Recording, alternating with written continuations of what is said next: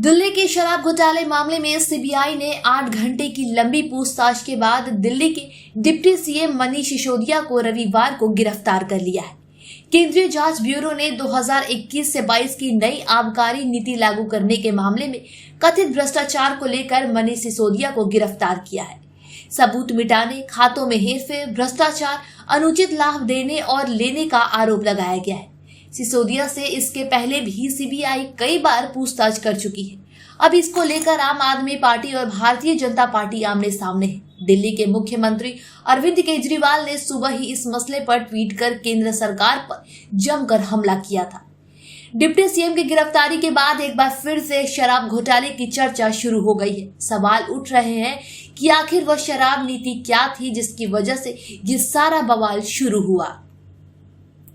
गौरतलब हो कि 17 नवंबर 2021 को दिल्ली सरकार ने राज्य में नई शराब नीति लागू की। दिल्ली सरकार ने नई आबकारी नीति 2021 से 22 पेश की थी। सरकार इस नीति के जरिए शराब खरीदने का नया अनुभव देना चाहती थी। सरकारी नियमों से बिक्री को हटाकर निजी हाथों में सौंप दिया गया।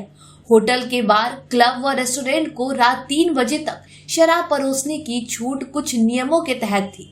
रेस्टोरेंट व अन्य जगहों के छत व खुली जगह पर शराब परोसने की अनुमति दी गई थी। उपभोक्ता की पसंद को जहां तवज्जो दी गई थी, वहीं दुकानदारों को अपने हिसाब से छूट देने का प्रावधान था।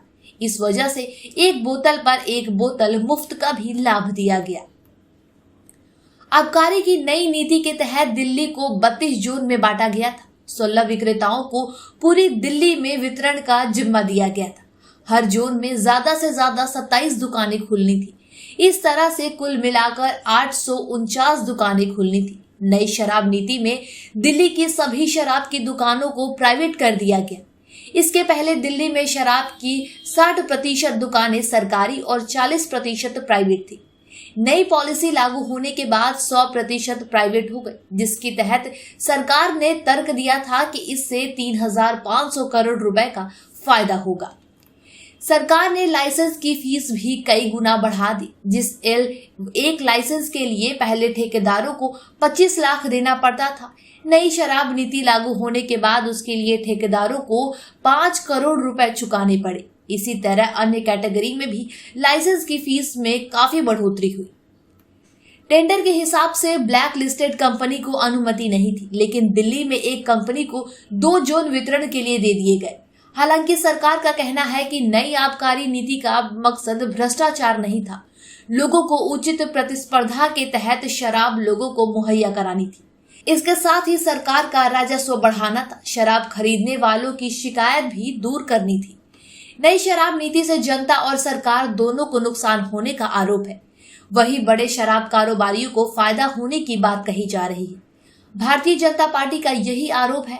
3 तरह से घोटाले की बात सामने आ रही है। लाइसेंस फीस में भी भारी इजाफा करके बड़े कारोबारियों को लाभ पहुंचाने का आरोप है। विपक्षियों का आरोप था कि इससे भ्रष्टाचार हो रहा है। नई नीति को अदालत में भी चुनौती दी गई।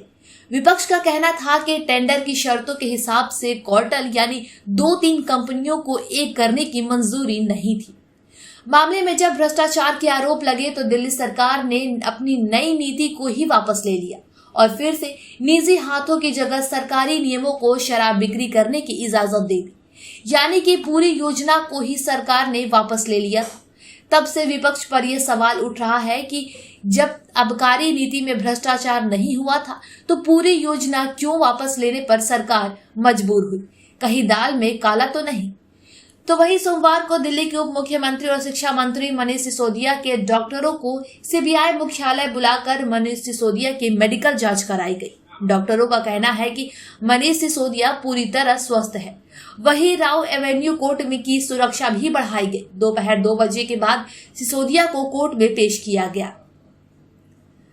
आपको बता दें कि सिसोदिया की गिरफ्तारी के विरोध में आज आम आदमी पार्टी देशव्यापी स्तर पर प्रदर्शन करने वाली है। दिल्ली में आप समर्थक और कार्यकर्ता भाजपा मुख्यालय के सामने प्रदर्शन करेंगे। वहीं आम आदमी पार्टी इस पूरे वाकया को लेकर केंद्र सरकार पर हमलावर है।